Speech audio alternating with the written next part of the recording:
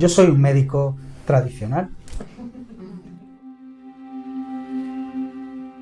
Y nosotros somos personas viviendo una experiencia orgánica y que tenemos más dimensiones sin duda, pero la experiencia que estamos viviendo es esta, es la de este cuerpo, la de esta persona, y no aceptar eso forma parte de muchas de las enfermedades que yo trato en el día a día.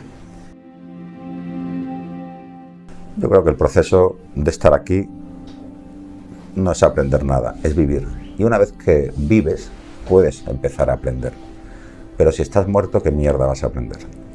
Y la mayoría de la gente está muerta. Que nadie sabe nada y que, lo más importante, no debemos pensar. Doy la razón a Andrés en esto, y en los últimos días, semanas, meses me estoy dando cuenta de que estamos sometidos a una constante mentira, a que nuestra mente nos está engañando constantemente, y es lo que nos manejamos por la mente, por lo que nos ha dicho, y es increíble cómo desconectamos de nuestro sentir a lo largo de nuestra vida. Como nos enseñan a reprimir emociones y parece que como adulto lo guay es reprimir emociones, el niño que no las reprime y llora, salta, ríe, nos molesta, porque realmente nos está diciendo y poniendo aquí delante como diciendo, o sea, te estás perdiendo la vida. La vida se para. Y la muerte comienza. Y empecé a identificar el camino de la vida vivida y de la muerte no conocida. Empecé a pensar desde la mente lo que sería mi vida sin él. ¿Cómo nos vemos a nosotros? ¿Nos vemos como seres físicos? ¿Como seres físicos con un alma? ¿Como un alma con un cuerpo físico? ¿Cómo es como nos vemos? Porque según nos veamos, esa creencia o esa sabiduría, depende de la información que podamos tener, vamos a vivir el proceso. Si mañana nos dicen que a mí pues me tengo un cáncer, me voy a morir, o que mi hijo pues, ha fallecido, o que cualquier situación dramática que consideramos.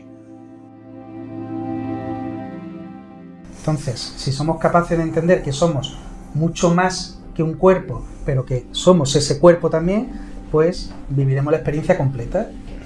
Que al final, el momento en el que yo me sentía más realizado como médico, el que me he sentido más realizado, es cuando he acompañado a las personas en el último momento de su vida, ¿no? Y puedo contaros 100.000 casos de cientos de personas a las que he podido acompañar, con cada una con su situación y su realidad. Porque en el fondo estamos viviendo esta experiencia hoy, aquí. Piensa por ti mismo. Wake up. Muchísimas gracias, como decía Alex, bienvenidos.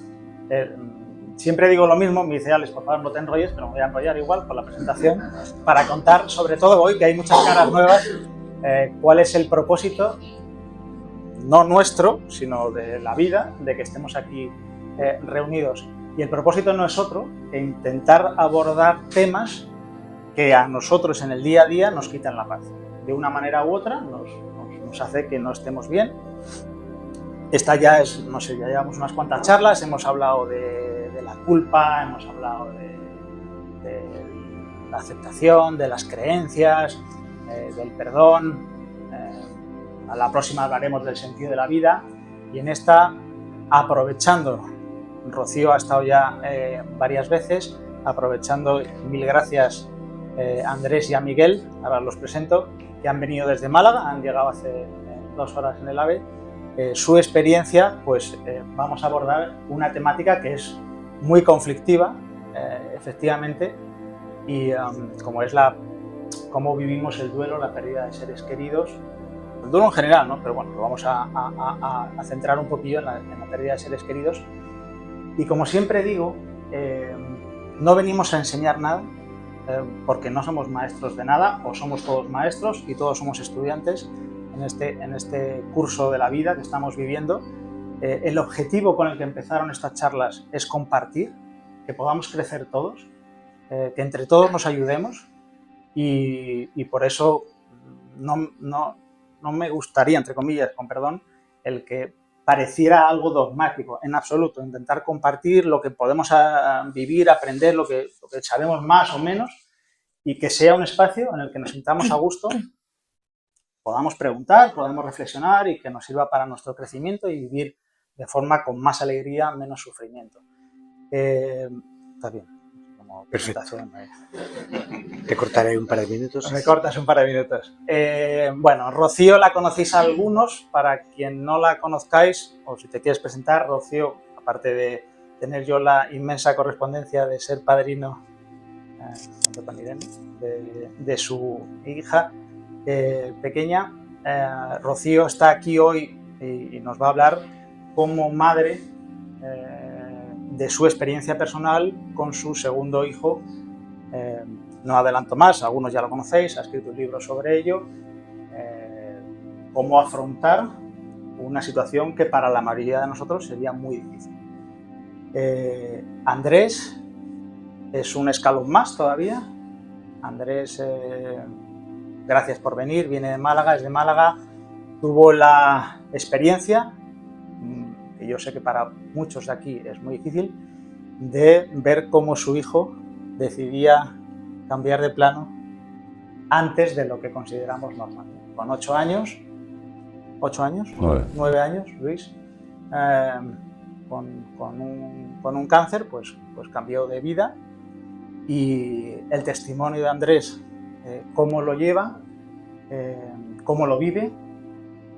Andrés nos hablará de, él ha montado una fundación a raíz de lo que vivió, la Fundación Olivares, y se dedica una labor preciosa a acompañar sobre todo a familias que están en situaciones en procesos similares. Y Miguel, muchísimas gracias Miguel por venir. Miguel es director en el hospital, ha visto mucha gente trascender en su experiencia y me encanta y agradezco mucho, Miguel, que estés aquí hablando, porque sabéis que cada vez más hay una apertura dentro del mundo médico y del mundo científico a, digamos, desmaterializar un poco la mente, ver no solamente el plano físico en el que estamos trabajando, sino ver un plano más holístico, desde cómo la mente puede afectar el cuerpo, a otra serie de cosas que luego podemos comentar.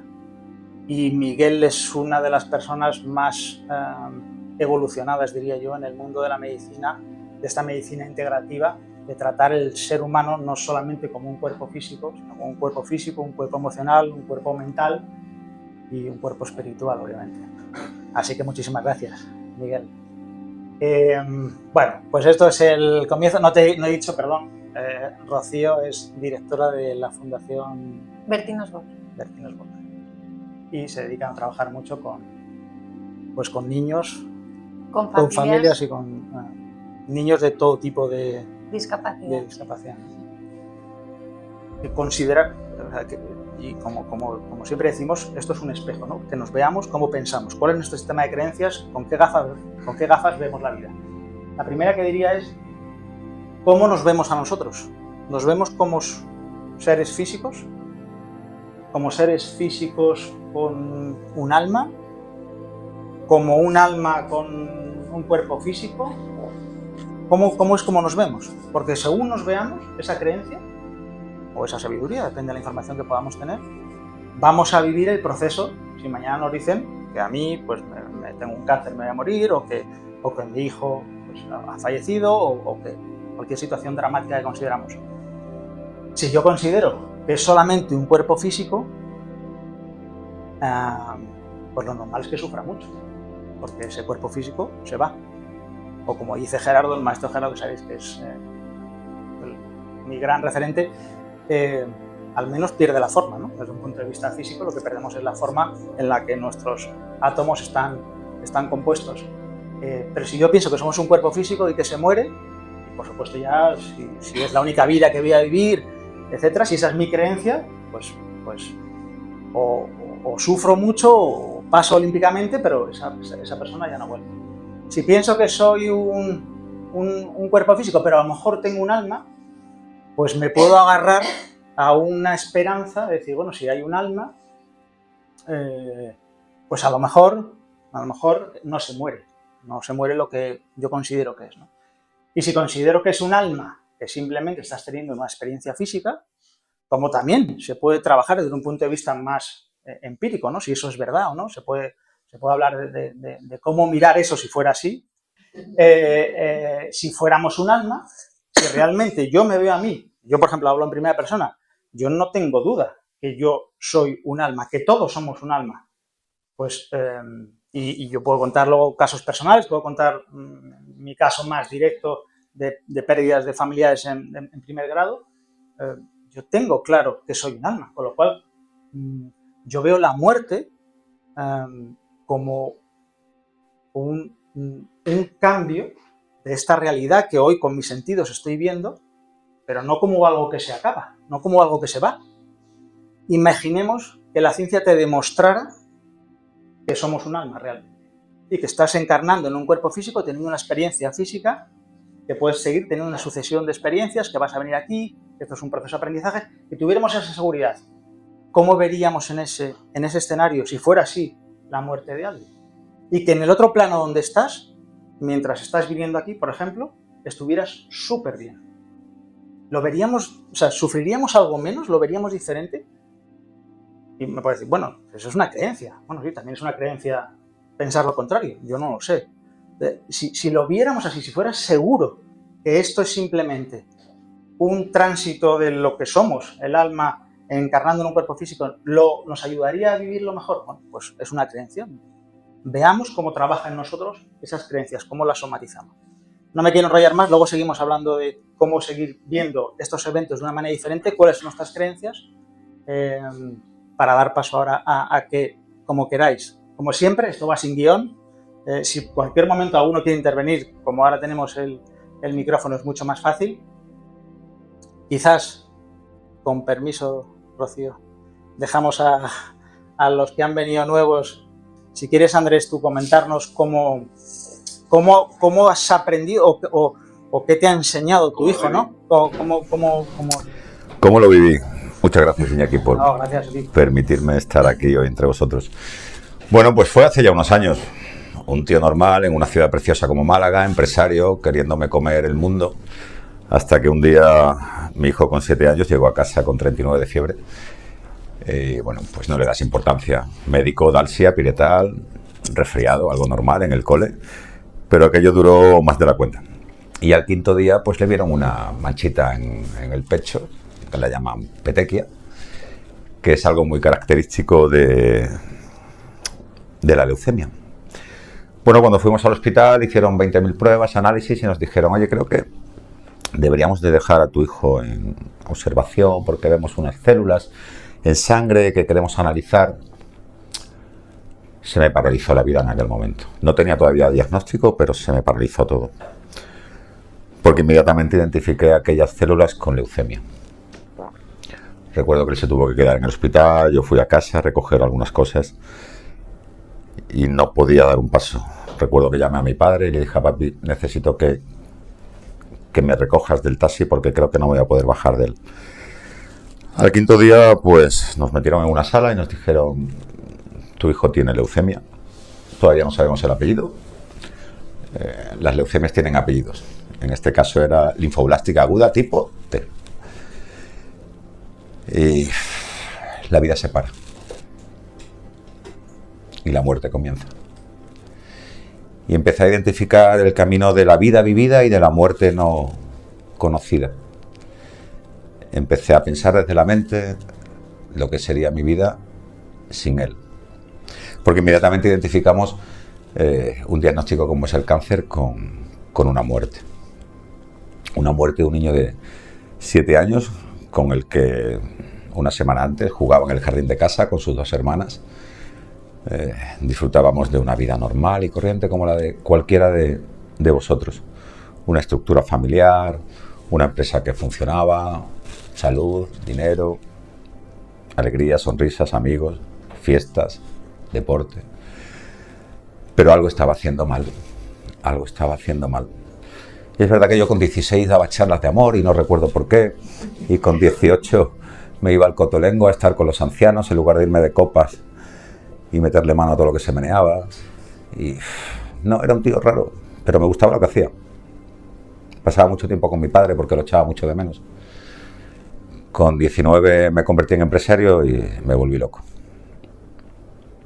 Y a los 7 años, cuando él se puso malito, empecé a entender que la vida no era la que yo había decidido vivir, la que yo había firmado en algún lugar antes de encarnar.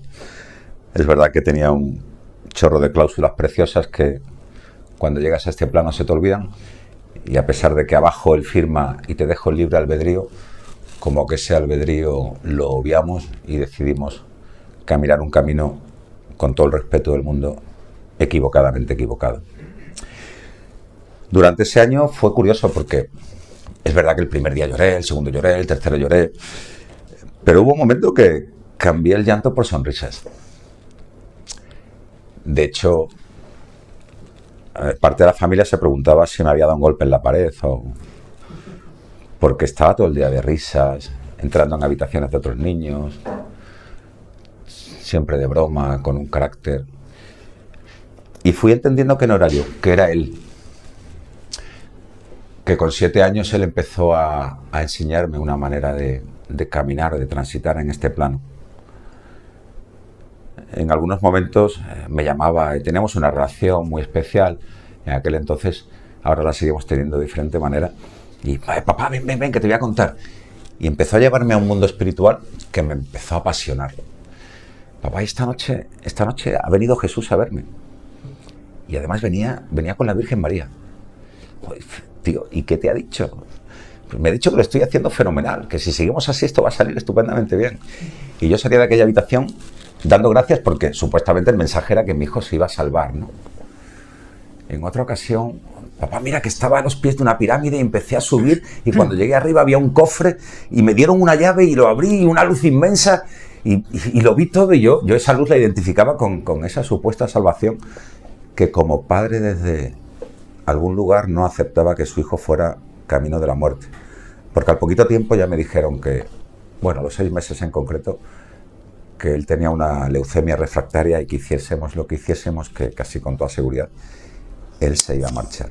Pero yo seguía riendo y disfrutando y siendo un tío feliz solamente de ver la felicidad que emanaba de mi hijo. Llegó un momento en que se le paralizó la parte derecha del cuerpo y yo no estaba en aquel momento y no me pudo decir ni adiós ni yo a él tampoco. Lo de adiós no lo utilizo nunca, mejor un hasta luego. Y aquello me molestó. Dije, coño, después del año que hemos pasado, ¿ahora te vas a ir y no vas a decir ni hasta luego? Bueno, pues durante esos 8 días que estuvo sedado, hubo un momento precioso, que la ciencia dirá cómo ocurren estas cosas, pero apoyé mi cabecita en su barriguita, cosa que hacía muy a menudo, porque a él le encantaba hacerme así cosquillitas en el pelo. Y apoyé mi cabecita en su barriguita y levantó la mano. No sé si un niño sedado lo puede hacer o no, tú ahora dirás que sí, porque yo lo viví. Y me acarició el pelito y entendí que esa fue la manera de decirme, papi, me tengo que marchar. Pero curiosamente, un tiempo atrás, un día, me miró a los ojos y me dijo, oye, papi, ¿qué te parece si dedicas tu vida a ayudar a los demás? Porque como que yo me tengo que ir. Como que mi cuerpo físico no va a aguantar tanta tralla de quimioterapia y me encantaría que dedicaras tu vida. Cuando a mí me pregunta la gente a qué dedicas tu vida o a qué te dedicas, siempre suelo decir que me dedico a amar a las personas. Porque él me enseñó muchas cosas, pero me enseñó a amar. Eso que está tan devaluado hoy en día en la sociedad, donde la gente... Hoy he conocido a varias personas y me he tirado y les da un abrazo y luego nos vamos a dar un abrazo sin cargarme el micro. Porque la gente no se abraza, no se toca, no se mira, no se quiere, no se canta, no se baila, no sé... Y no sé por qué. No tiene nada de malo darse un abrazo, ¿verdad? Es que parece que cuando le entras a una tía así... No, vamos a ver, solamente te quiero abrazar. Sal de tu mente y siente el corazón, ¿vale? Y si le entras a un tío ya ni os cuento. Pues yo le entro a todo lo que se menea, ¿sabéis? Guste o no guste. Bueno, pues lógicamente decidí que sí, que iba a dedicar mi vida a hacer lo que hago. creé una fundación porque era la única forma jurídica con la que podía desarrollar lo que él me pidió. 16 años en una planta de oncohematología, acompañando ya 708 familias desde un campo clínico, pero sobre todo desde un espacio muy espiritual. Hacemos voluntariado porque este señor es muy de nuestra cuerda, está tan normal como nosotros. Y me abrió las puertas de su hospital y a algunos nos encanta acompañar en el tránsito, que luego, si surge, os podremos contar algunas de las experiencias. Como bien decía Iñaki,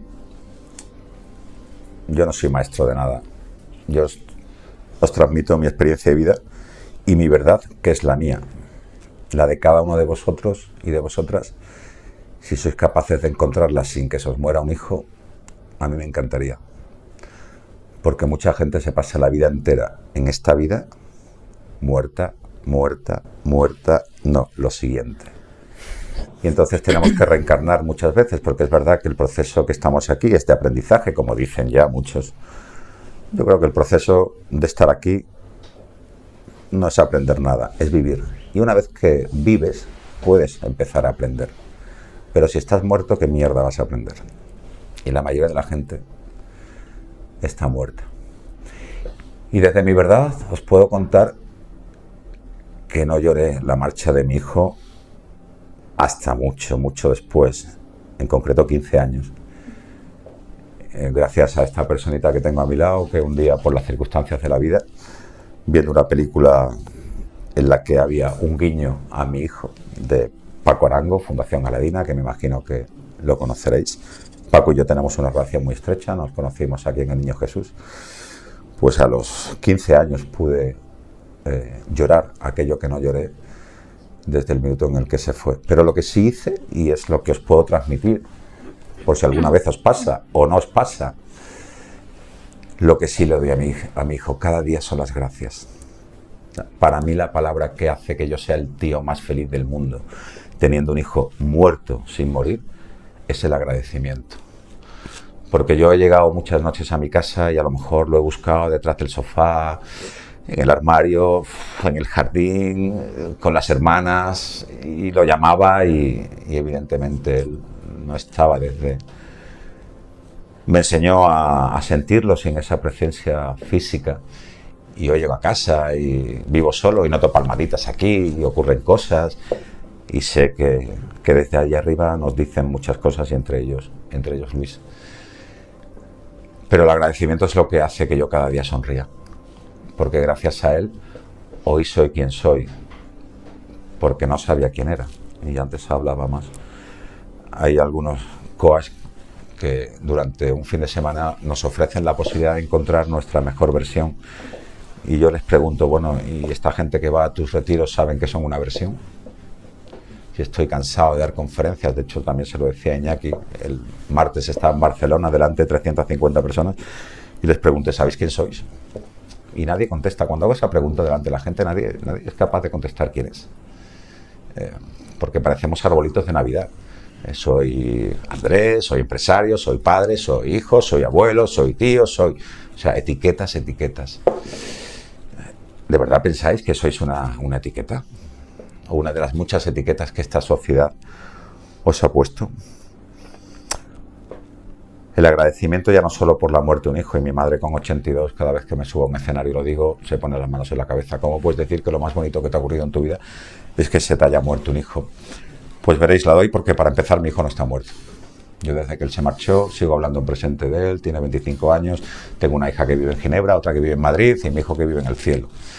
Pero sigue, con unas hablo por teléfonos, a otra la veo de vez en cuando y con el otro hablo cuando él quiere, por supuesto, de 1000 maneras diferentes, con plumas, con señales, con sentimientos,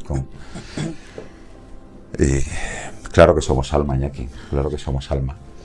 Porque si yo no creyera que mi hijo sigue siendo, no estaría haciendo nada de lo que hago. Si yo pensara que no pienso, que siento, porque ya os digo que la vida no es para pensarla, sino para sentirla, que después de lo que viví con mi hijo y su despedida, ahí se ha acabado absolutamente todo, no tendría sentido. Mi vida no es levantarme cada mañana, llegar a la empresa, facturar lo más grande, estar encabronado todo el día porque salen proyectos o no salen. O sea, no quiero esa vida. No, quiero salir a la calle y abrazar a la gente. Y quiero que la gente se sienta abrazada. Y quiero plantar la planta de oncología pediátrica en mitad de mi ciudad y que la gente vea cuál es la realidad de la vida. Porque vivimos en ese sistema de creencias del que nos hablaba Iñaki, que cuando voy a los colegios a darle charlas a chavales de 15, 16, les pido que sean buscadores. Yo estudié en un colegio católico, pero cuando me pasó lo que me pasó empecé a investigar, y empecé a buscar y toqué todas las religiones y al final me quedé con que todas comienzan y Dios dijo, todas, y Dios dijo. A partir de ahí empezar a indagar qué es lo que nos han contado desde pequeñito, qué es lo que es bueno, malo, está bien, está mal. ¿Alguien me puede decir lo que está bien, lo que está mal, lo que es bueno, lo que es malo? ¿Alguien me puede decir si he tenido buena o mala suerte porque mi hijo esté muerto, que no lo está? Hay cantidad de preguntas que la sociedad no se hace. En los colegios, en la facultad, en las familias, ¿cuándo se habla de esto? Cuando me dicen los chavales, es que Andrés, es que en casa no puedo hablar con mis padres de esto. Es que una niña de 8 años me decía, Andrés, tengo un tío que está muerto y lo veo y me habla y nos queremos mucho y se lo digo a mi madre y mi madre me dice, anda niña, deja de tonterías, con 8 años y su tío está muerto y tiene una relación preciosa con él. Pues claro que somos mucho más que un cuerpo. El cuerpo es la última mierda que somos. Y estamos todo el día delante del espejo queriendo ser la leche. ¿La leche de qué? Si el pelo se nos va a caer, la barriga va a crecer y las tetas se nos van a ir al suelo. ¿Qué carajo? Y perdonar que os hable así, porque llevo 16 años hablando con gente que se ponen delante del espejo y lo único que ven es su físico. ¿Vale? Y también lo digo, yo me pongo delante del espejo todas las mañanas, en pelotita, digo, estás como un puto queso, tío. Estás muy bueno. Pero me paro y me meto dentro, porque yo no soy esto. No soy lo que estáis viendo, estoy lo que os estoy haciendo sentir. Y quiero que la gente sienta y quiero que la gente deje de pensar. Porque cuando sintamos podremos trascender la parte materia e irnos a lo que realmente somos. Esa alma de la que hablaba Iñaki al principio. Y de la que la ciencia solamente ha llegado a decir que aparentemente pesa 14 gramos, pero la ciencia no llega a decir, y como es mi verdad, luego la contaré, porque uno de los procesos más bonitos que estoy viendo en estos años es que desde ahí arriba quieren que yo esté acompañando a los niños en el tránsito y me voy con ellos y me salgo de mi cuerpo y atravieso el túnel y los dejo allí y me vuelvo, ¿vale? Tal cual como los estoy diciendo. ¿Cómo que me voy a quedar en que si mi nariz es muy grande y mi madre lleva 20 años diciéndome que me opere mi nariz? Mi nariz es cojonuda, me hace súper atractivo. Porque es la mía y me quiero mogollón. Claro. A partir de ahí podremos abrazar a la gente. ¿Qué más da una nariz? ¿De verdad que le vamos a dar importancia a una nariz? Cuando hay niños yo lo más pequeñito que he tenido en el hospital ha sido un intrauterino de 7 meses, con cáncer. Imaginaros lo que se vive en una planta de oncomatología. Cuando llegan niños, camino hacia la muerte. Que no es más que camino hacia la vida. Y que tenemos que acompañar a los padres y enseñarles que ese caminito que vamos a transitar de 1 año, 2 años o 5 años es hacia la vuelta al hogar, como yo la llamo. Y que esto es un ratito, ¿eh?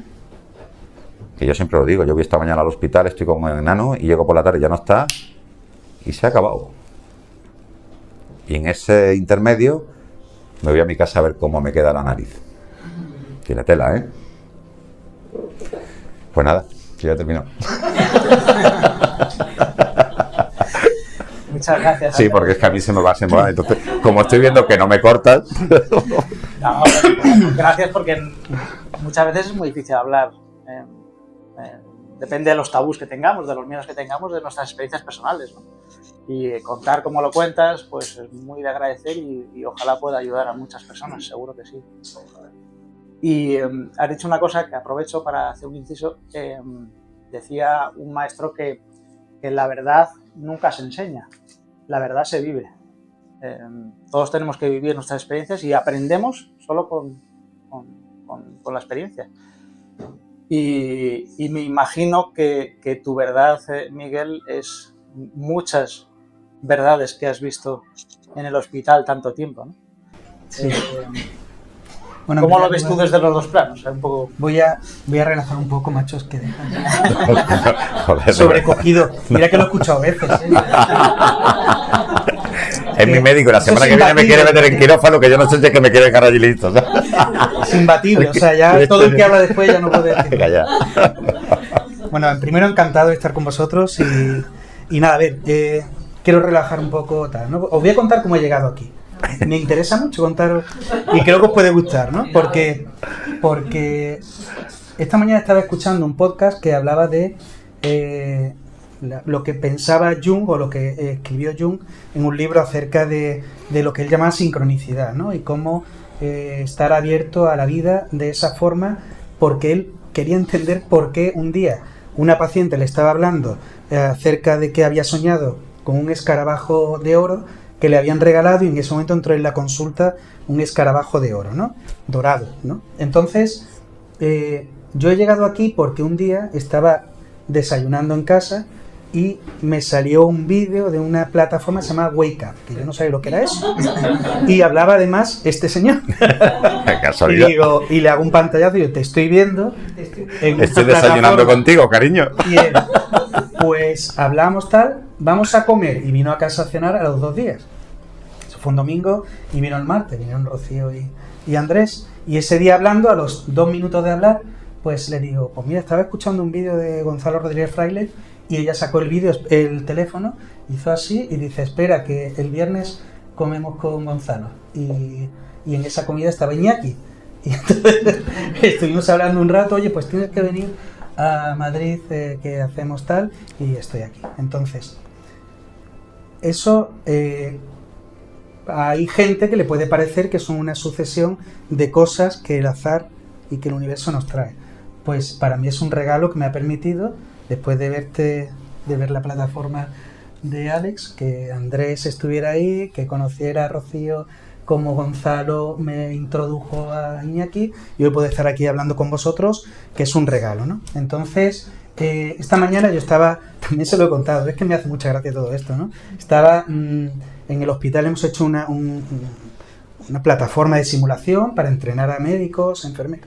Estábamos haciendo un ensayo y el tema de hoy era la angioplastia primaria, es decir, cómo es el proceso de una persona que tiene un infarto, cómo va pasando todos los trámites hasta que por fin, antes de 2 horas, un señor le mete un cable por la arteria radial, le llega al corazón, le chupa el trombo, le mete un muelle, y lo que era antes, hace unos años, una muerte o una situación de invalidez prácticamente, hoy en día pues esa persona está normal. Y lo hemos presentado, ha sido un éxito, streaming, tal, lo han visto muchísima gente en muchos sitios, y la plataforma nos va a servir para enseñar a muchos profesionales. Y mi compañero director de proceso del hospital, pues estaba sentado 2 sitios para allá, y cuando se levanta me dice, Miguel, tengo un dolorcito aquí, y yo, espérate que voy a por el cable que hemos usado ahí, te lo vas poniendo. Y dice, no, te lo digo en serio. Y subiendo el ascensor, de verdad, noto algo, bueno, vente conmigo, vamos a urgencias. Le hago un electro, el electro tiene un trastorno, me lo llevo, le hacemos un ecocardio, una disquinesia apical, lo mismo que hemos hecho y que llevamos 3 meses preparando en el simulacro. Nos lo hemos llevado a la sala de críticos. Todos los que habían participado en el simulacro, que eran las mismas personas que han participado en la realidad, estaban allí. Por lo tanto, en media hora, desde tengo una broma de dolor a tengo tu arteria coronaria derecha abierta, pues entonces, ¿eso qué son casualidades? Pues no lo sé, pero a mí me han traído hoy a estar aquí con vosotros, ¿no? La medicina, a mí la presentación que ha hecho Iñaki me parece maravillosa, pero de verdad, yo soy un médico tradicional y nosotros somos personas viviendo una experiencia orgánica y que tenemos más dimensiones sin duda, pero la experiencia que estamos viviendo es esta, es la de este cuerpo, la de esta persona, y no aceptar eso forma parte de muchas de las enfermedades que yo trato en el día a día. Entonces, si somos capaces de entender que somos mucho más que un cuerpo, pero que somos ese cuerpo también, pues viviremos la experiencia completa. Es el pack, la tarjeta VIP, y podemos entrar en la atracción y vivirla al completo, ¿no? Y mi parte, cuando yo empecé y yo quería ser médico y quería aliviar y quería sanar, siempre he dicho sanar antes que curar, y para mí es muy importante la diferencia, pues no entendía que al final el momento en el que yo me sentía más realizado como médico, el que me he sentido más realizado, es cuando he acompañado a las personas en el último momento de su vida, ¿no? Y puedo contaros 100.000 casos de cientos de personas a las que he podido acompañar, con cada una con su situación y su realidad.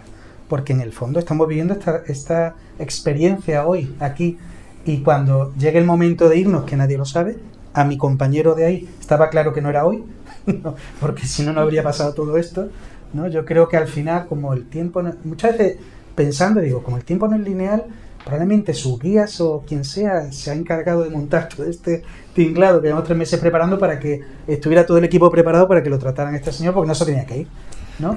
Digo yo. Entonces, en este camino de acompañar personas, de acompañarnos en este paso, pues lo más importante que he vivido es que es maravilloso acompañar a la familia y a la persona a que ese tránsito sea un tránsito consciente. Igual que cuando yo quiero que alguien deje de comer de forma compulsiva, mi trabajo es hacer que la comida, cuando abre el frigorífico, no le coma a él, sino que sea él el que decida qué quiere comer. Pues cuando llegue ese momento, lo importante es que la muerte no nos venga como un torrente, sino que de forma consciente lleguemos a ese momento con tranquilidad, con la paz y con la tranquilidad de saber que lo que está pasando es, primero, es lo que nos va a pasar a todos, es natural, es lo que nos lleva pasando desde que somos algo en esta tierra, ¿no? Y que además algunos pensamos que después pasan cosas, pero lo que pasa además es seguido, no hay un corte, no hay nada, lo que pasa después es así. Yo, para mí, no hay nada más triste que ver una botella de cerveza vacía. Cuando ves una persona que se ha ido, estás viendo el envase, el envoltorio sin vida, ya ahí no hay nada.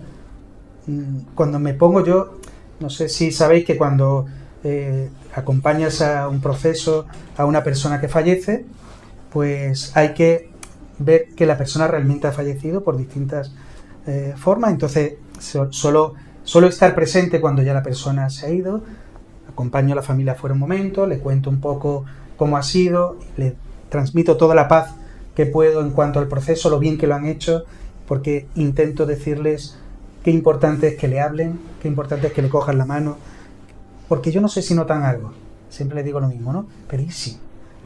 Y qué importante es que le pongamos la música que esa persona le gusta, iba a decir le gusta, y le gusta acompañar. Qué importante es que sienta el calor de las personas, que no oiga lágrimas ni llantos, sino que lo que oiga sea palabras de cariño, de normalidad, niños, que oiga niños, que sienta que haya ese calor, ¿no? Aunque sea una habitación fría de hotel, de hospital, pero que sea ese momento, ¿no? Y cuando llega eso, yo acompaño a la familia, les explico, le cuento cómo hemos tenido la suerte de que ese paso sea tranquilo, sea suave, y le cuento lo que hace un mórfico, si tengo la oportunidad de ponerlo en su interior, y cómo genera esa euforia y esa sensación de que pasan cosas buenas, ¿no? Y después paso y tengo un momento íntimo con esa persona que se ha ido, porque cierro la puerta y tengo que valorar lo que llaman los signos de la muerte cierta, ¿no? Pues hacer una serie de maniobras simplemente para tener cierta certeza, que tú ya la tienes, de que ahí solo queda el casco, la botella de cerveza vacía. Y es increíble cómo esa persona que estaba respirando hace un momento, y en ese momento ya no tiene vida, ¿no? Y te das cuenta de que ahí no hay nada, ya ha servido, devolvemos todos nuestros átomos al universo que nos ha regalado, y doy las gracias. Yo siempre esto que os cuento, bueno, pues no se va a enterar nadie, ni porque no se está grabando, pero yo cierro la puerta y yo tengo un momento siempre de oración, cierro los ojos, me quedo un momento con esa persona, con lo que ha sido, con su biografía, con su historia, doy gracias, y después yo valoro a la persona, ¿no? Con mucho respeto, no hago nada que no haría en vida, intento darle el valor que tiene, pero por lo que por lo que ha sido todo eso, ¿no? Sabiendo que ya muchas veces miro arriba y digo, bueno, ¿dónde estás mirándome? Pues nada, buen viaje y tira para la luz, ¿no? Entonces, al final, esto lo que te enseña, yo me considero un privilegiado por haber tenido la oportunidad de acompañar a tantas personas en este proceso y hacerlo de una forma que al final te agradecen, ¿no? Porque de verdad que es que todos nos vamos a ir y se nos olvida. Todos nos vamos y se nos olvida. Que hay veces que es abrupto y que es antinatural y que no debía ser y que es injusto y que yo cuando empecé a trabajar en la sala de críticos, yo me metía en una sala de críticos y yo podía venir lo que fuera, pero rezaba que no fuera un niño. No soportaba que viniera un niño crítico, no lo podía, no formaba parte de algo que yo pudiera tolerar, aunque técnicamente pudiera hacerle de todo. No soportaba ese momento. Bueno, pues un día leí un libro, cuando era otra persona, de Brian Weiss, y lo leí saliendo de Madrid y llegué a Sarria porque iba a hacer el Camino de Santiago, y en esas horas me cambió la vida. Me liberó, me cambió la forma en que yo entendí lo que pasaba en ese momento. Yo había sido presidente de un comité de ética asistencial, había elaborado procedimientos cuando no había nada de lo que era la muerte digna, de lo que eran los derechos de los pacientes, de las personas en el momento de la muerte. Daba charlas hablando de la diferencia entre eutanasia, entre lo que es una sedación paliativa terminal, entre lo que era un suicidio asistido, lo que era todo eso ya no lo cuento, ya es que me da igual.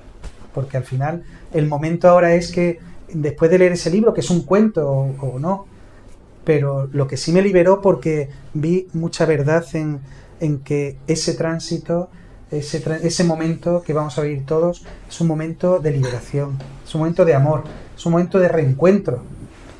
Hace muy poco, un señor, Leopoldo, que llevaba años siguiéndolo, era militar, yo lo conocí siendo activo y general todavía, y aunque tenía 80 años, pero me decía, yo sé que me tratas bien, Miguel, porque admiras el ejército. Y yo digo, yo soy objetor de conciencia, pero bueno, cree eso, ¿no?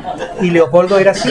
Leopoldo se fue haciendo pequeñito al cabo de los años, y cuando falleció con 90 años, los días antes, pues ingresó, por supuesto, como siempre pasa, y os contaría 1000 anécdotas de que las sincronicidades tienen importancia. Por supuesto, fue un día que yo tenía que subir a la planta a verlo, no lo hago siempre, ¿no? Y cuando subí, pues vi como Leopoldo tenía una hemorragia cerebral y estaba viviendo sus últimos momentos. Pues cogí a María, su mujer, y a toda la familia, nos reunimos, ha llegado el momento, tal, todo el mundo, le conté todo esto de lo que creo que debe acompañar a ese momento, cómo es la mejor forma de acompañarle, y siguiendo ese proceso, pues día a día, varias veces al día, iba, acompañaban, bajaban a mi despacho, me contaban, bueno, sabía que era cuestión de 2, 3 días, no sabía, nadie lo sabe. Y el primer día voy, por supuesto en coma, haces un poco así que lo exploras, le dices, por supuesto, vamos a dejar que se vaya, 91 años, ha vivido una vida plena, maravillosa, dadle gracias por cada minuto de haber estado con él, dejamos que se vaya y lo acompañamos en este momento de la forma más digna y más sensible que podamos tener. Y en ese proceso, pues voy un día, Leopoldo en coma, lo atiendo, segundo día Leopoldo en coma, tercer día entro en la habitación, Leopoldo sentado en la cama, os juro que es así, yo no quería, me iba a cambiar de habitación, digo, esta no es, que a veces me pasa, que me pongo a hablarle a un paciente que no es, y entro en la habitación, entro 2 veces, y miro a todos riéndose, Leopoldo sentado, y me hace así con la mano y dice, a ti te quería yo ver. Digo, pues nada, Leopoldo, aquí estoy. Entro y me dice, te he echado de menos porque eres del que me quería despedir de una forma más personal, y no te voy a perdonar si a mi mujer no la trata igual que me estás tratando a mí. Y yo, vale, sí, y tal, claro, no sabía qué estaba pasando. Esto os juro que es verdad, ¿eh? Y Leopoldo, que estaba en coma el día antes, cogió y me dijo, anda, ven aquí, y me dio un abrazo. El general, el que decía que yo le trataba bien porque... Y el general me dio un abrazo, y yo, dándome el abrazo, lo sentí, pero miré hacia el lado a ver qué estaba pasando, porque la familia estaría alucinando, claro. Entonces, salí de la habitación, estuve un rato, lo compartí, salí y le dije a María y a su hija, le dije, bueno, sabéis que se va a morir, ¿no? Que esto es antes, que esto es ningún científico, nadie os va a poder explicar lo que ha pasado aquí, pero creo que Leopoldo pues, se ha despedido de todos nosotros y quería también hacerlo de mí y bueno, pues ya está, ya está. No, esto es que se está curando, y digo, no, se está yendo. Efectivamente, esa misma noche Leopoldo se fue, ¿no? Pues es así, os contaría millones de personas que han visto a su familia y que la gente lo invalida. La gente lo invalida. Es que ha visto, no, ya está yéndose, ¿no? Porque ha visto tal, ¿no? Hay personas que yéndose se sanan. Os contaría una señora que esa me encantó, ¿no? Porque entraba en la habitación y era una señora de un pueblo, de Ojén, pueblo pequeñito que lo único que tiene es que vive Julio Iglesias allí, ¿no? Entonces, pueblo muy pequeñito de montaña, ¿no? Entonces esta mujer, con 80 años o así, pues estaba allí en la habitación, yo la atendía en el hospital de Marbella, y yo entré en la habitación y cada vez que entraba me decía, ¿y la niña?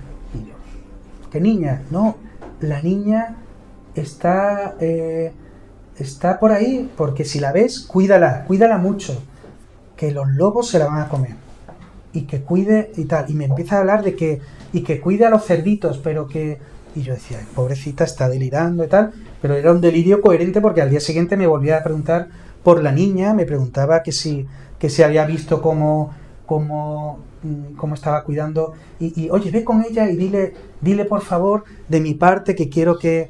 Y eso era un rato, otro rato, y así estuve una semana yendo a la habitación, hasta que el último día se lo conté a la hija. Nunca había nadie cuando yo estaba en ese momento, y un día le dije a la hija, fíjate lo que me cuenta, pero además es que tiene ahí esa obsesión, y la hija se me puso a llorar. Y dice, bueno, esa niña es ella, que de pequeña sus padres no podían cuidarla, la mandaron al monte con su tío la llevaba con 5 años a cuidar los animalitos que tenían allí, y bueno, tenía pánico porque había lobos y porque lo pasaba mal.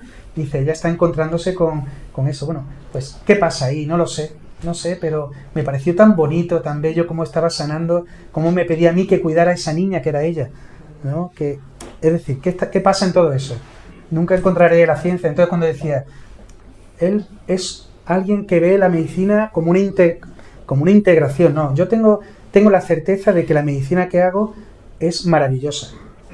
Es una medicina que me permite sentarme con un paciente, verlo de una forma general, que esa persona que confía en esa medicina que yo hago, porque confía con razón, que yo le puedo tratar una infección, yo le puedo tratar una dolencia, puedo encontrarle si tiene una enfermedad, pero también tengo la certeza de que no queda todo ahí, de que ahí pues yo no hago mi trabajo si no entiendo la emoción que hay detrás y que le ha llevado muchas veces a enfermar, si no soy capaz de entender cómo respira esa persona, cómo se relaciona con la naturaleza, cómo se relaciona con la comida, cómo se relaciona con su interior a través de la meditación, con la trascendencia a través de la oración, cómo esa persona vive su cuerpo, ¿no? Está cerca, hay gente que se pelea, estamos peleados con nuestro cuerpo y no estamos, y entonces la gente pues que hace yoga, ¿no? Consigue encontrar un equilibrio, ¿no? Y al fin se reconoce, ¿no? Bueno, pues a mí me gustaría hacer todo eso en una consulta, pero no sé, ni puedo, pero sé quién lo hace y quién puede, entonces tengo mi red de personas que me ayudan.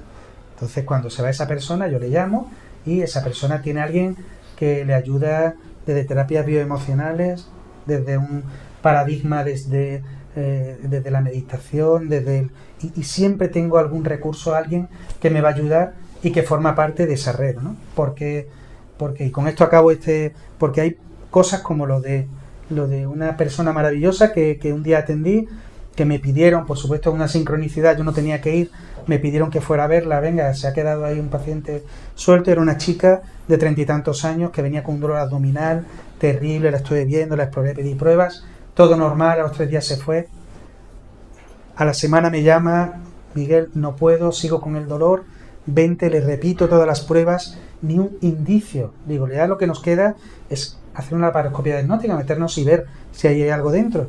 Y dice, ya, es que... Y dice, hay que ver que... se me está viendo... lo va a identificar. Hay que ver que el mes de abril del año pasado me pasó igual. Digo, estamos en abril ahora, ¿no? Sí. ¿Y el mes de abril del año pasado también? Sí. Pues ya está, lo tenemos muy fácil. Solo hay que buscar qué te ha pasado un mes de abril, como lo de Sabina, ¿no? Y dijo, por supuesto, porque los pacientes... yo siempre digo que los pacientes y yo hablamos antes de que entren en la consulta o de que entren en la habitación. O sea, antes ya hemos hablado, ¿no? Porque las cosas salen fácil. Y entonces, claro, como es fácil, me dijo, pues un mes de abril mi padre, cuando yo era pequeña, enfermó y tuvo una peritonitis, casi se muere.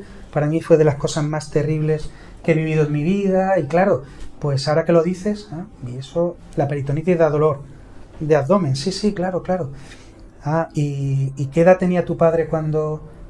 Pues la edad que tenía yo el año pasado. Digo, bueno, pues si no somos capaces de sanar eso, todos los meses de abril vas a tener lo que se llaman síntomas de aniversario, ¿no? Que no están locos ni fuera de la medicina, ¿no?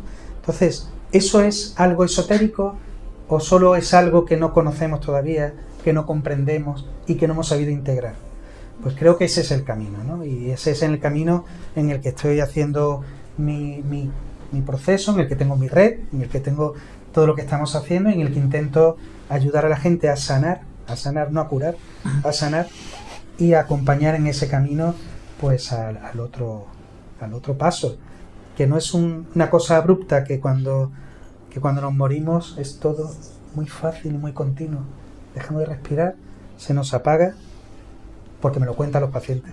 Un hobby que tengo es preguntarle a la gente que tiene paradas, todos los que han estado intubados con la infección de la pandemia, todas estas personas, pues mi hobby es preguntarle, oye, y en ese momento tú, que el otro día se lo contaba a Luján Comas, que estuvimos tomando café con ella, ¿no?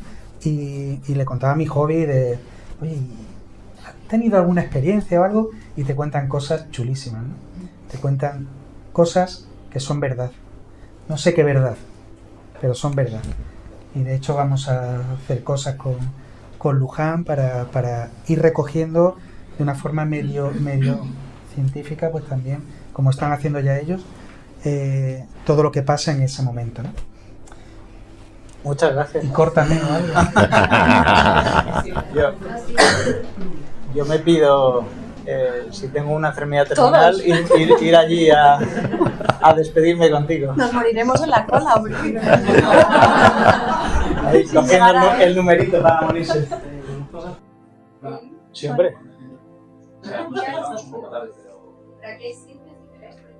Vale, pues. Vale, perfecto.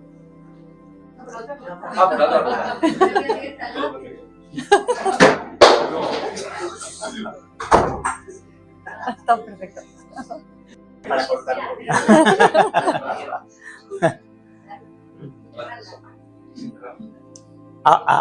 Aprovecho, luego comentamos, pero hago una pregunta, los que siempre me conocéis más, que hablamos continuamente de estos temas, siempre hago una pregunta para ver cómo lo vemos y en función de eso, cuáles son nuestra perspectiva, nuestros miedos, ¿no? Y es, no para que respondáis ahora, pero si queréis luego en el debate lo comentamos un poco. Si os gustaría, siempre pregunto, si os gustaría saber qué día os vais a morir. Por adelantado, si os gustaría saber qué día os vais a morir vosotros y qué día se va a morir cualquier persona cercana a vuestra. Si os gustaría saberlo o no saberlo. No para que lo comentemos, lo dejo ahí para ver que en función de la respuesta que hay, por qué sí o por qué no, ¿no? ¿Cómo lo vemos?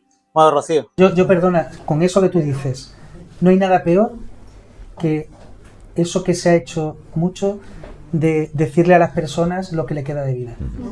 Sí. Bueno, Andrés seguro que lo vive. Eso es, bueno, eso de mal médico, de mala persona y debería ser juzgado en el Tribunal de la Haya. Porque no sé qué es peor, el tiempo que pasan hasta que llega ese momento o sobrevivir a ese momento. El que sobrevive a ese momento tiene una sensación de interinidad continua, de que la vida ya, lo que me habían dicho es que poca gente lo ve como un regalo. Entonces hay que huir siempre de ese paradigma en el que alguien cree que tiene el derecho a decirle a alguien la cantidad y la calidad de vida que le queda. Estamos para acompañar, para aconsejar, para ayudar, para poner todo lo que sabemos, todo lo que sabe, lo que hemos conseguido como especie a lo largo de este tiempo, para hacer mejor todo lo que pasamos, pero no para desde ese paternalismo asesino hacer planteamientos tan terribles, ¿no? ¿Y si te lo pregunta el paciente? Pues mira, si me lo pregunta el paciente, yo le digo siempre lo mismo, que no tengo ni idea, pero ni él, y no sé si mañana voy a venir yo a verte. Yo no lo sé. Yo no lo sé si mañana no estoy. Eso es lo único que sabemos.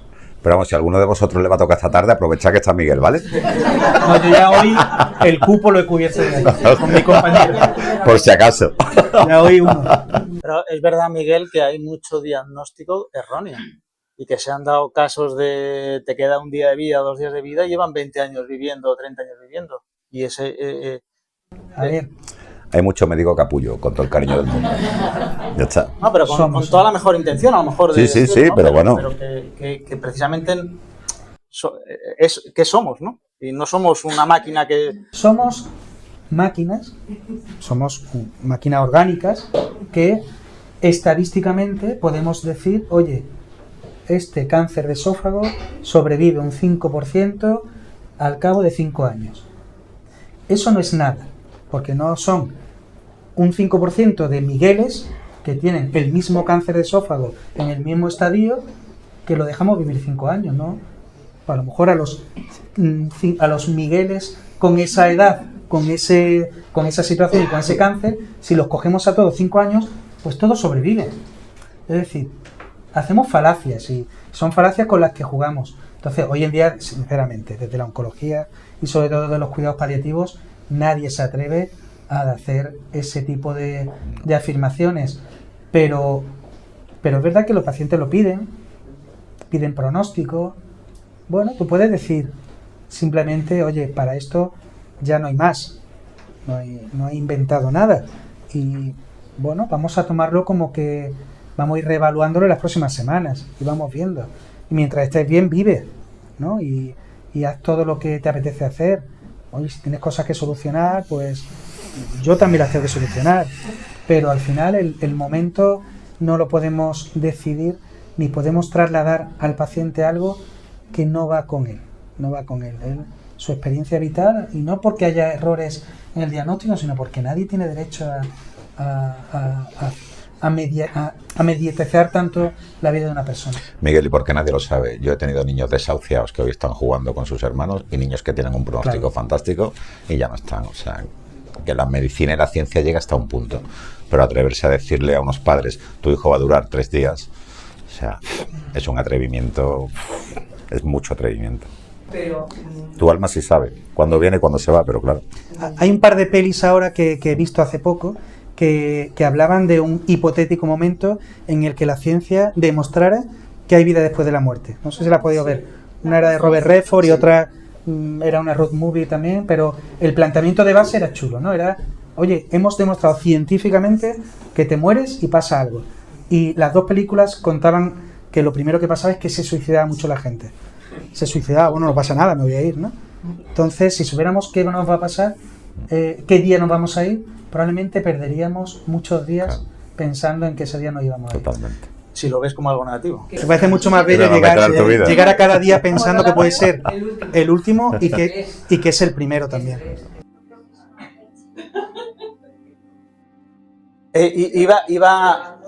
Nieves iba un poco en esa línea, ¿no? Si tú ves como algo negativo la muerte, pues, como dices tú, vas a no vivir esos días, o al revés.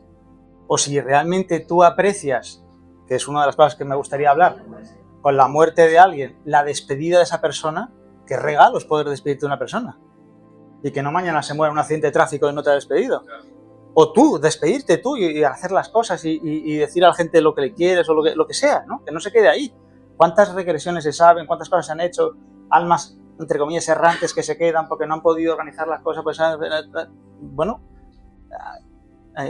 yo personalmente tengo muy claro que me gustaría saber cuándo me voy a ir y cuándo se va la gente que quiera. Pero no es una cuestión de qué es mejor o peor, es simplemente si eso te produce un disconfort, si eso te está perturbando la paz. Y si te la perturba, ¿qué hay detrás? ¿Qué es lo que nos falta a lo mejor? Comprensión, cómo estamos viendo la vida, por qué yo no quiero saberlo, o por qué sí, ¿no? Bueno, era simplemente una reflexión para ver de nuevo cómo estamos viviendo. ¿Cómo estamos viendo esto? ¿Tengo miedo a morir? Al final es eso, ¿no? ¿O tengo miedo a que se muera la gente que está a mi alrededor? ¿O tengo miedo a quedarme, ahora que salió el otro día el vídeo de José María después del intento de suicidio? ¿O tengo miedo a quedarme como, bueno, pues es por eso, ¿no? Pero bueno, no. Ha dicho Andrés una cosa y doy paso, perdona, a Rocío, que me ha recordado. Rocío escribió un libro que se llamaba, precisamente por la situación suya personal, El regalo que cambió nuestras vidas. Y, de nuevo, cómo la interpretación del mismo hecho objetivo, es un hecho neutro, no es ni bueno ni malo, lo que le sucedió, o cómo vino Felipón a este mundo, ese título del libro, que es un libro maravilloso, que ojalá podáis leer todo el mundo, El regalo que cambió nuestras vidas, que es la experiencia de Rocío con su hijo Felipón, para mucha gente, solamente el título ya es ofensivo. ¿Cómo esto puede ser un regalo? Para que veamos cómo tenemos la cabeza. Simplemente, que no es ni que tiene que ser de una manera ni de otra, sino para que seamos conscientes, por eso lo que tú has dicho, del regalo, entre comillas, que te dio Luis. Para mucha gente eso va a ser perturbador, porque no puede ser un regalo. Yo puedo interpretar, no puede ser un regalo que mi hijo se vaya con 9 años. O sí, y volvemos a lo mismo, ¿no? Con cómo estamos viendo la vida. Perdón. Es curioso que lo menciones porque ayer empecé a escribir lo que siento, a lo mejor no, que será mi segundo libro. Y un amigo nuestro, que se llama Husi, hace años me dijo, el segundo libro cuando lo escribas se llamará El regalo que salió corriendo, ¿verdad? Porque hace 11 años nació mi hijo y a día de hoy anda y corre contra todo pronóstico, porque hubo médicos muy, muy buenos, pero también médicos que se pasaron un poco de listos y el pronóstico era pues, que, siendo compatibles con la vida, sus lesiones cerebrales iban a hacer que su vida fuera muy, muy complicada, que no andaría, no correría, no comería, no hablaría, no haría nada de lo que a día de hoy hace. Entonces, cuando Husi me dijo, o sea, le vio andar y le vio correr, pues me dio título al segundo libro, ¿no? Y es que cuando te conocí, Miguel, me gustó mucho esa conversación hace poquito tiempo, porque hablaba de la escucha y de lo importante que es que cuando estás enfermo te escuchen y tú me decías que te fijas mucho en el libro de la mesilla de noche del paciente, porque es la forma que tienes cuando ese paciente a lo mejor está un poco expectante, ¿no? Porque a lo mejor a veces estamos acostumbrados a otros médicos que llegan con prisa y que van directos a la cuestión, y entonces tú pues tiras un poco de la lectura de esa persona para entablar conversación y que esa persona se vaya relajando y llegar, ¿no?, a lo importante, ¿no?, a qué pasó en ese mes de abril que le ha hecho a esa persona estar hoy como está. Entonces, yo como madre de un hijo que tiene 6 lesiones cerebrales y que las sigue teniendo, aunque hoy ande, cuando estaba embarazada de 20 semanas me propusieron, bueno, me invitaron a interrumpir el embarazo porque iban a ser eso, lo que he dicho antes, ¿no?, lesiones compatibles con la vida, e iba a hacer que la vida, no solo la suya, sino la del resto de la familia, pues fuera muy complicada y no nos lo recomendaban. En esos 5 meses que me quedaban de embarazo, pasé muchas emociones al principio, pero sobre todo me quedo con como hablaba antes Andrés también, que su hijo le hizo el regalo de que él se diera cuenta en lo que quedaba por delante, de que la vida es un regalo y de que no somos este trozo de carne que vemos. Pues a mí mi hijo me hizo ese regalo también, y durante los siguientes meses lo viví como como algo muy bonito, tengo que decir, una conexión increíble con él y gracias a él con la vida también, y acepté su diagnóstico sin ponerme en más allá, sino en el vivir hoy. También me hizo ese regalo en el vivir hoy, que es lo que tenemos ahora mismo. Acepté, y otro regalo que me hizo con las muchas personas que me iba encontrando alrededor, porque la vida es eso, un intercambio constante de información, y yo creo que cuando tú empiezas a despertar te vas encontrando con las señales que necesitas para seguir avanzando, cada persona con las suyas, ¿no?, con las que necesita en ese momento. Y en ese momento, además de aceptar, comprendí algo que a día de hoy es mi pilar de vida, ¿no?, que la vida es un constante aprendizaje, que nadie sabe nada y que, lo más importante, no debemos pensar. Doy la razón a Andrés en esto, y en los últimos días, semanas, meses me estoy dando cuenta de que estamos sometidos a una constante mentira, a que nuestra mente nos está engañando constantemente y es lo que nos manejamos por la mente, por lo que nos ha dicho, y es increíble cómo desconectamos de nuestro sentir a lo largo de nuestra vida. Cuando yo era pequeña yo me sentía muchísimo más identificada con mi alma que con mi personaje. Yo sabía que era un personaje, yo sabía que era alma, aunque nadie a mi alrededor me hablara de esto, tenía eso clarísimo, que Rocío era un personaje. Y yo me daba mucha rabia porque yo quería identificarme con Rocío, ¿no? Yo estoy aquí, pues, pero no, me veía más identificada con ese alma que ha venido a estar aquí y yo no tenía con quién hablar de esto. Ahora estamos aquí y entonces es un gusto porque intercambiamos lo que todos ya más o menos sabemos, ¿no?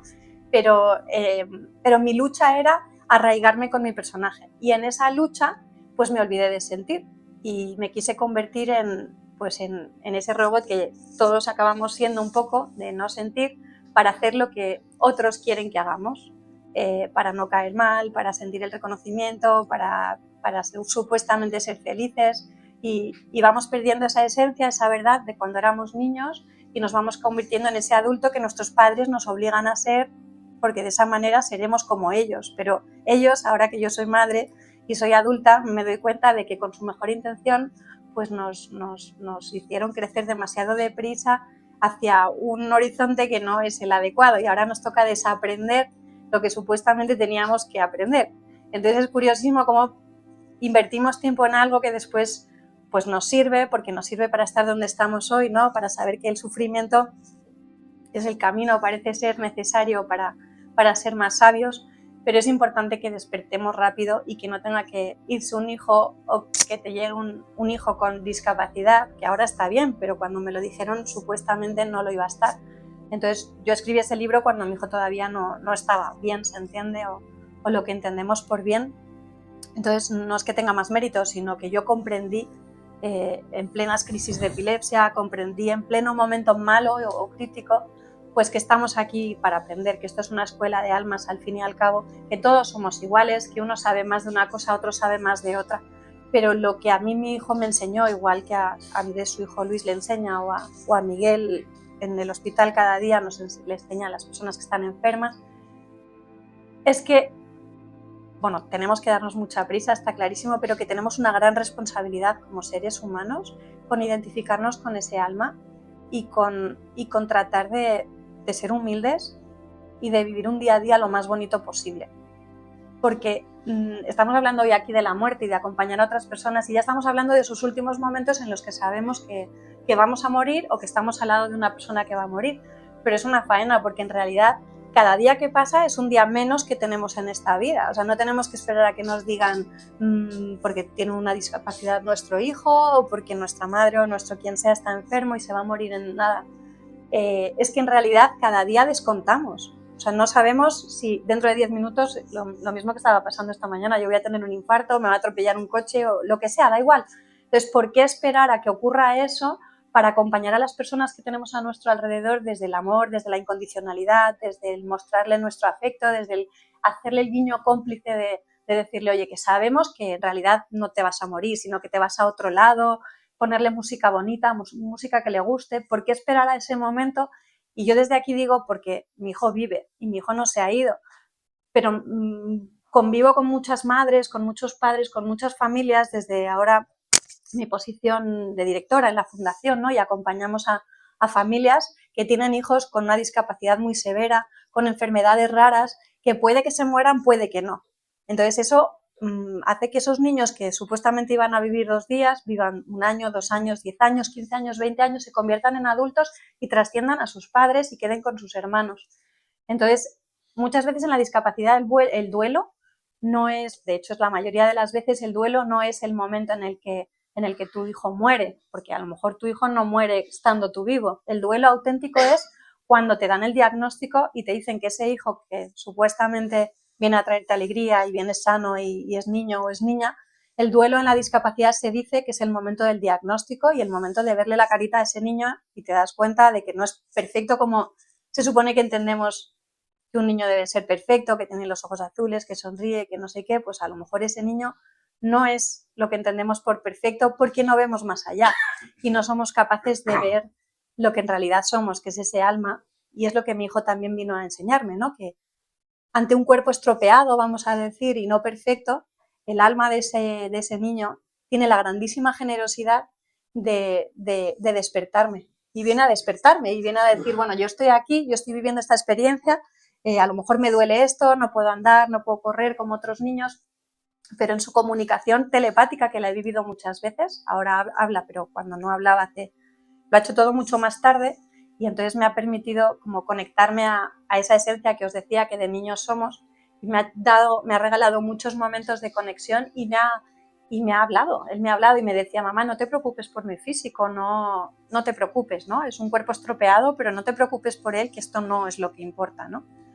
Entonces, ¿por qué esperar a eso, a que una persona se vaya a ir, a que tú te vayas a ir, cuando en realidad tenemos la oportunidad diaria de ver más allá de lo que vemos, ¿no? De ver más allá de la discapacidad de una persona, de ver más allá de la enfermedad de una persona, de ver más allá de la complicación de una persona para vivir el día hoy como si fuera el último e intentar no cambiar a esa persona, sino ver en ti lo que te está molestando de pasar más tiempo con esa persona o de enfadarte con esa persona. Y si es imposible, porque a lo mejor esa persona es la que no quiere trascender la dificultad o la que no quiere que tú te acerques, que también puede ocurrir, que esa persona, una madre, un hijo, pues no deje que tú te acerques, porque dentro de nuestros bloqueos emocionales y carencias nos pasamos la vida reaccionando y ese es el problema, que no vivimos, ¿no? Y reaccionamos.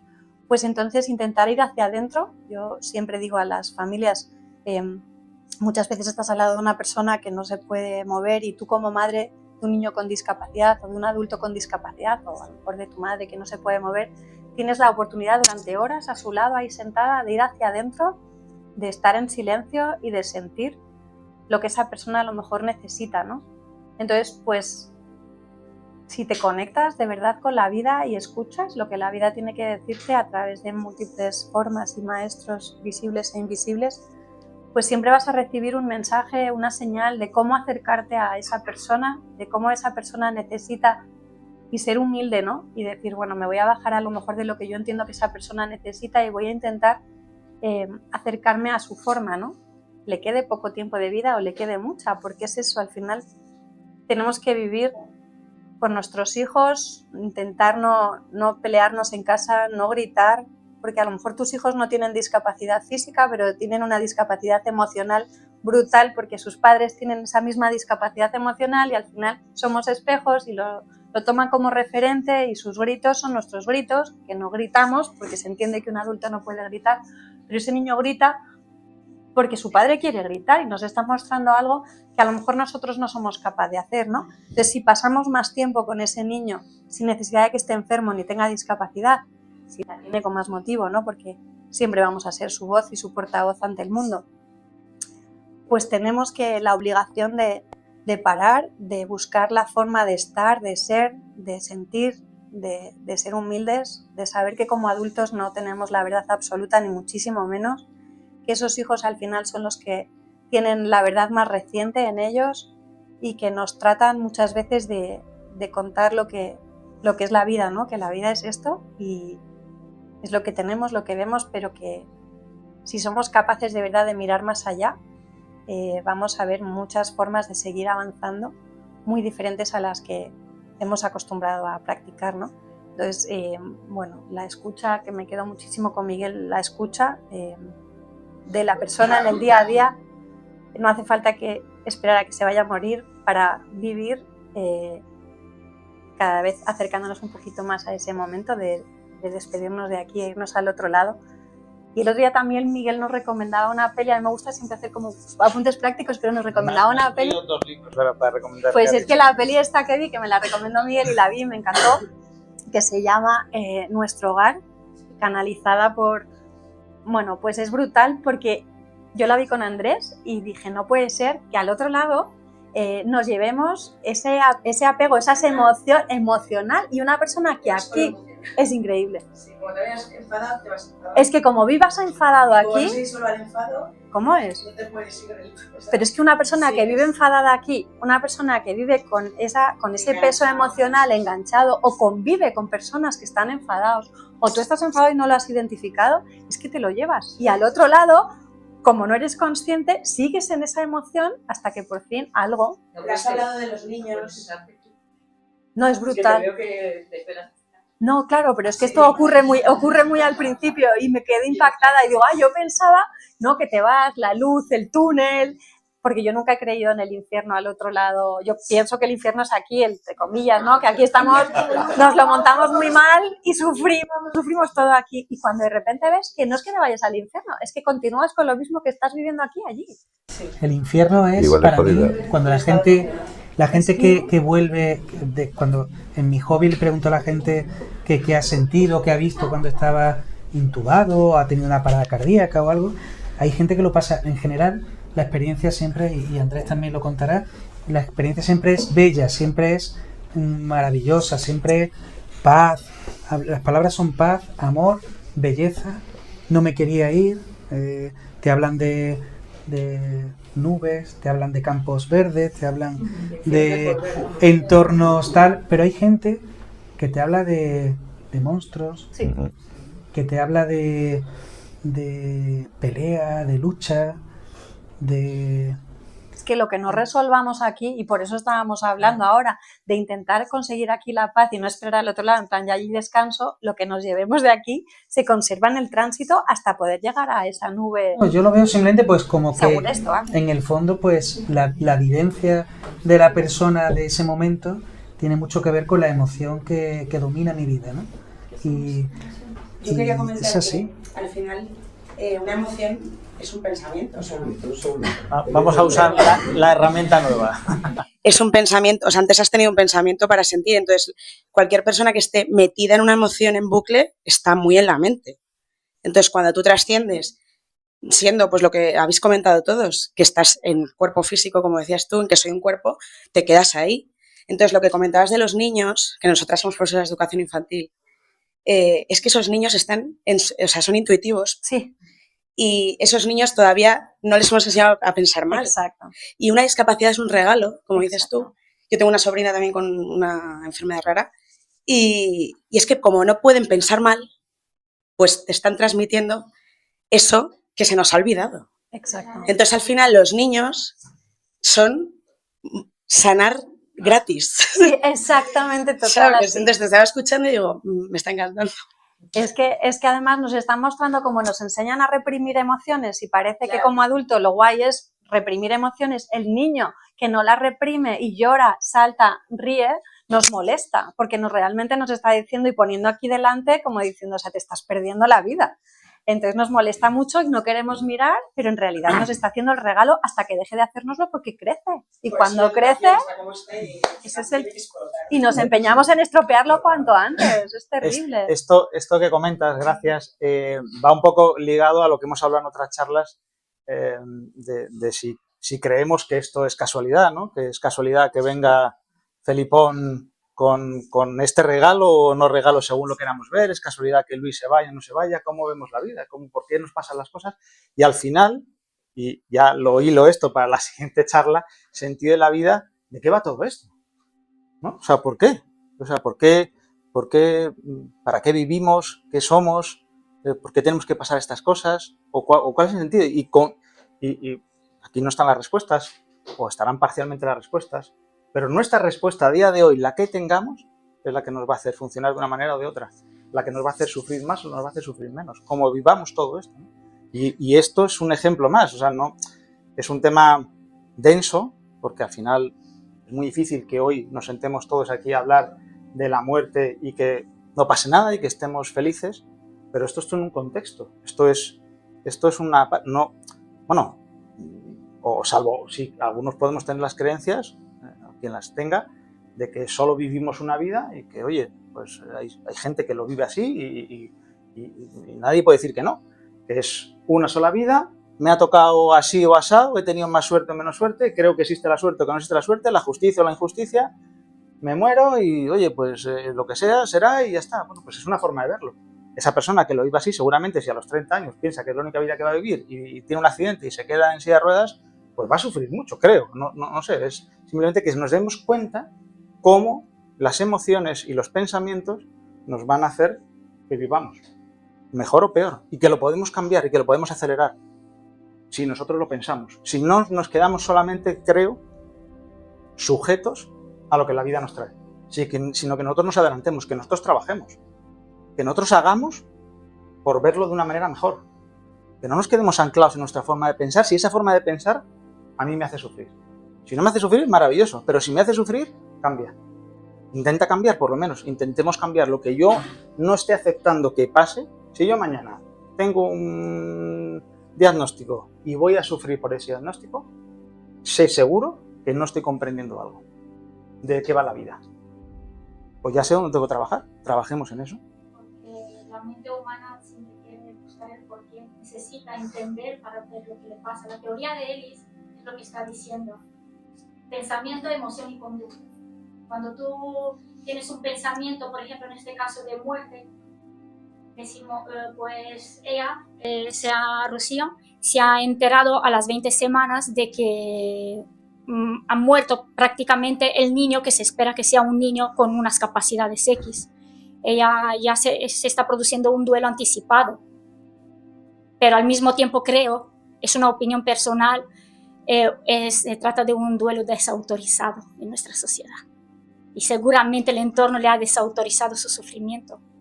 Igual que él ha perdido a su hijo, que su hijo se ha ido, que yo así lo entiendo y lo que he entendido y es lo que él me ha transmitido, y no lo digo a nivel mental, su hijo se ha ido para que otros niños disfruten, y las familias de estos niños, de estos enfermos terminales, de acompañamiento en un duelo anticipado.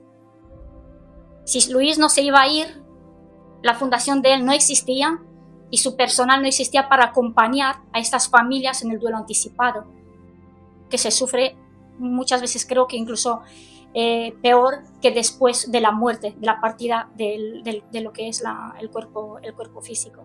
Claro que tiene sentido.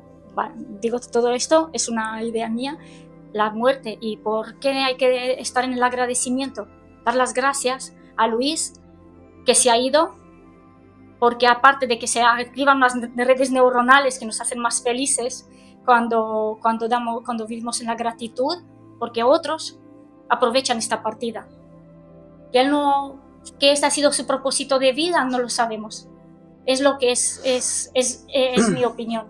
Entonces, si pensamos, que vuelvo a la teoría esta de si pensamos que la muerte de Luis ha sido en malo, que ha sido algo malo, automáticamente nos viene una emoción que consiste, me imagino que es una emoción negativa. No me gusta decir que las emociones son negativas o positivas, son emociones y punto. Y automáticamente aparece una conducta, cómo nos comportamos, que decimos que el habla es una conducta de lo que sentimos. Eso es lo que me... Muchas gracias. ¿Cómo es tu nombre? Emiliana. Emiliana, muchísimas gracias. No puedo gracias estar más de acuerdo con lo que dices. Yo no tengo, para mí es mi creencia, por supuesto, es mi forma de pensar, pero esa forma de pensar a mí me da mucha felicidad, me da mucha paz. Yo no tengo duda que Luis es un alma muy generosa y muy sabia. Luis ha venido a esta vida para decir, yo solo voy a vivir 9 años y voy a ayudar a mucha gente que está a mi alrededor, empezando por Andrés. Y que Andrés y Luis, de alguna manera, en otro plano, Sí. acordaron esta experiencia con lo que significa, y esa generosidad de servitud, lo tengo clarísimo. Sí, lo tienes tú y algunos pocos, pero en esta sociedad donde la muerte sigue siendo un tema tabú, a pesar de que todo el día en la educación ya son profesoras de educación, no se educa en la muerte, cuando lo único certero en esta vida es la muerte. Vives porque algún día vas a morir, si no, no estás aquí. Sí, eso sí es cierto. Entonces, ¿por qué no se educa en la muerte? Cuando todos los días por el telediario nos enseña asesinatos, muertes de mujeres, de niños. Voy a hacer 3 referencias muy breves, que yo soy muy malo con los nombres. Has dicho una que cada día es un día menos, ¿no? Has dicho, hay un libro que salió el año pasado, fue uno de los top 10 recomendados en Estados Unidos, creo que por Bill Gates, ¿no? que es, me parece que se llama 10.000 semanas, que creo que es el promedio de 10.000 semanas de esperanza media de vida en el mundo occidental que tenemos, ¿no?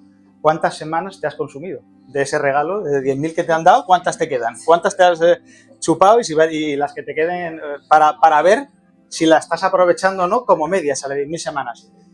El otro libro que me ha venido a la cabeza con lo que has dicho, que últimamente están saliendo artículos sobre él bastante, es el de una enfermera australiana, seguro que lo habéis oído, el de Brownie, el apellido no me acuerdo cómo se llama, que son los top 5, los 5 máximos lamentaciones o lamentos cuando nos vamos a morir. Una enfermera que en procesos últimos de vida, como Miguel, preguntaba y decía, bueno, pues eso, oye, que la vida va pasando, que la vida se acaba, ¿no? Y acabo con una cita que siempre decía mucho Wayne Dyer del libro de Tolstoy, La vida de Ivan Illich, ¿no? Cuando está al final en su lecho de muerte, una persona que había sido muy dura, muy poco querida por su mujer, por su entorno, pues ya le llega un insight, que diría Marcelo, un momento de lucidez en su momento final, y dice, oye, ¿y si toda mi vida ha sido un error? ¿Y si toda mi vida ha sido un error? Y de repente toma conciencia y lo hilo con lo que puede ser una razón de para qué vivimos, ¿no? Nuestro crecimiento de conciencia. Esta charla se llama Caminando a la Consciencia, porque al final estamos en este mar de conciencia y subiendo nuestro nivel de conciencia. Y claro, sí, oye, maravilloso darte cuenta el último día antes de trascender este cuerpo físico, esta forma que tenemos ahora, esta nariz, este cuerpo, que no hacerlo, pero ojalá que no tengamos que llegar al último día antes de hacerlo, sino poder hacerlo desde el día de hoy. Y este es un poco el objetivo de esto, el que podamos nosotros acelerar ese caminando a la consciencia, el ir creciendo siendo conscientes y hacedores, no sujetos pasivos de la vida. Porque la vida, por mucho que queramos, por mucho que yo la planifique, no va a suceder como nosotros queramos. Nos van a pegar por un lado o por otro, nos van a llegar cosas que no queremos. Pues hagamos, bueno, ya no me enrollo más, ¿vale?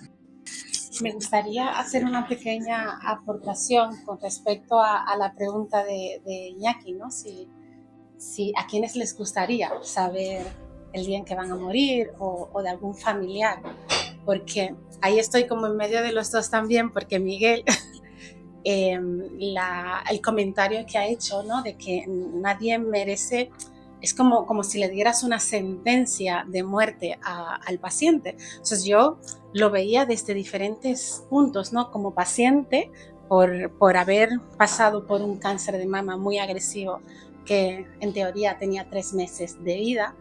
Lo veía como médico, que puede hacer la ciencia, cómo puedo complementar todo esto, cómo me puedo apoyar también en la holística, y lo veía como docente, porque formo a médicos en humanización, es que es lo que hacéis, el poder acompañar de esa forma tan humana y tan cercana, ¿no? A los seres, y no tratarnos como sistemas por separados o partes por separadas, sino como un ser completo integral.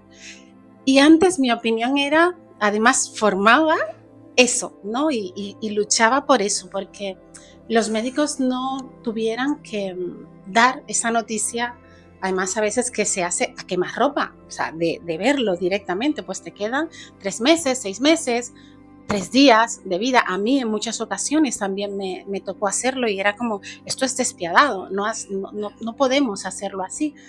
Pero luego dentro de una conciencia mayor, se puede observar cómo ese dolor que sentía que tiene el paciente, cómo se rompía cuando tú le das esa información, es justo por ese desconocimiento de la muerte y de la propia vida.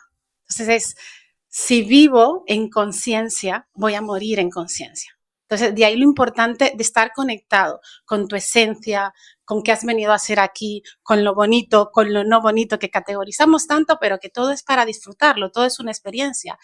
Y la verdad, cuando a mí me tocó Miguel, yo fui quien le pedí a mi oncólogo, yo sí quería, o sea, le dije, Jorge, dímelo claro, o sea, dime cuál es el pronóstico, ¿no? Y a él le costó y me dijo, bueno, tenemos que esperar al PECTAC. Y yo, sí. Si el PECTAC está todo bien, perfecto. Sé que pues, los tratamientos que hay me habían diagnosticado con uno de los 2 cánceres más agresivos en mama. Y le digo, pero cuéntame las 2 expectativas. Me dice, pues según lo que del PECTAC, si hay alguna metástasis, y ya yo tenía 6 ganglios afectados. sea que el riesgo era muy alto. El tratamiento, veis, es solo paliativo. O sea, y con tratamiento, pues 6 meses de vida, y si no, estamos hablando de 3 meses. Entonces, dentro de esa conciencia, probablemente me hubiera venido abajo que mi madre, 2 años después, todavía le está costando a ella como madre, que pensamos que los niños son nuestros, aunque tengamos 43 años, ella me sigue viendo como su niña y entró en un estado de depresión que todavía le sigue costando salir, ¿no? Pero yo recuerdo que mi planteamiento fue, espérate, desde esta conciencia, ya gracias a Dios por muchas otras experiencias de poder conectar con la vida y por ende, de alguna forma con la muerte, porque eso es una continuación, ¿no? de lo que hay. Me planteé y dije, bueno, si con quimioterapia voy a estar 6 meses, sin quimioterapia 3 meses, me quedo con 3 meses para disfrutar lo que me queda aquí y voy a disfrutarlo plenamente con mi familia, esos 3 meses. Y quizás el tener esa conciencia de lo real, por llamarlo así, ¿no? De dejar esos miedos atrás, me hizo vivir que yo pensaba que vivía plenamente y yo pensaba que vivía el aquí y el ahora y me di cuenta que era mentira. Es verdad. Totalmente. Entonces ahí fue cuando Rubén, que me estuvo acompañando todo el tiempo, fue como, wow, espérate, que me quedan 3 meses de vida. Que no voy a ver a mi hija crecer, que tiene 12 años, ¿no? Que mi madre va a tener que afrontar nuevamente la pérdida de otro hijo que ya ha perdido 2. Entonces, pero me deshice de todo eso y comencé a disfrutar. Y ahí fue cuando yo comprendí en realidad que era vivir el aquí y el ahora. O sea, no es practicar mindfulness y estar aquí presente, consciente, no. O sea, recuerdo que Rubén me miraba y decía, es que te veías un día yo, pues, mal, de la quimio, pues como estaba, y bajé, estaba lloviendo, y bajé por las escaleras, me decía, no recuerdo si tú que bajaste vestida de blanco, me apetecía ponerme un vestido blanco, y me puse mi vestido blanco, y comenzó a llover, y tenía el deseo de que la lluvia, de sentir la lluvia, y salté al patio a sentir la lluvia, y me tiraba con mi nena en el césped a que la lluvia me cayera, y han sido mis mejores momentos de vida. Qué bueno que el diagnóstico no hubo metástasis a otros órganos y 2 años después estoy aquí y lo estoy contando. Pero sé que muchas y muchos no han tenido quizás la oportunidad de poder vencer eso, pero yo aquí más que enfocarme en la enfermedad es en ese punto de que vivamos con conciencia. Porque cuando vivimos conscientemente, entonces tenemos la oportunidad de morir conscientemente. Por eso los hijos, por eso tu hijo se fue de esa forma tan consciente, porque ellos ya viven conscientemente, no están desconectados, no están contaminados con este sistema y es a lo que deberíamos todos tratar de volver, ¿no? A hacer esta conexión con el interior, con lo bonito, con la vida y a ser felices. Y de verdad, el trabajo que haces es extraordinario, extraordinario. Yo hablando ayer con Alex, es que cuando veo médicos que le decía, son muchos los médicos que trabajan desde el alma, ¿no? Para mí, médicos del alma, ¿no? Que trabajan desde ahí y el trabajo que se hace es extraordinario y estoy súper feliz cada vez que me encuentro con ellos. Me encanta. Quiero darte las gracias, es precioso lo que has contado. Es que me han venido 10 cosas que me gustaría compartir contigo, como si estuviéramos en una plaza tomando una cerveza, ¿no? Pero una es, a ver, yo a mi hijo cuando tenía 5 años, lo más que le dejaba decidir era el sabor del helado, si vainilla o fresa, ¿no? Y cuando mi hijo tenía 18, pues tuvo que tomar la decisión de si quería ser ingeniero. Con eso que quiero decir, cuando yo me pongo delante de una persona desde la compasión y el amor y desde la responsabilidad y la conciencia de lo que hacemos, ojalá pudiera sentarme con personas todos los días como tú, a quien no le diría ni tiempos ni cosas, sino que nos pondríamos los dos a hablar, pues de, oye, ¿qué hacemos con esto? Mira, la ciencia dice esto, el otro dice lo otro, vamos, ¿qué hacemos con esto, no? Yo a los pacientes les recomiendo mucho una peli, que seguro habéis visto todos, que para mí es mi película favorita, siendo una comedia, igual que dice, el libro de Brian Weiss es un cuentecito, pues a mí... Despierta. Wake up.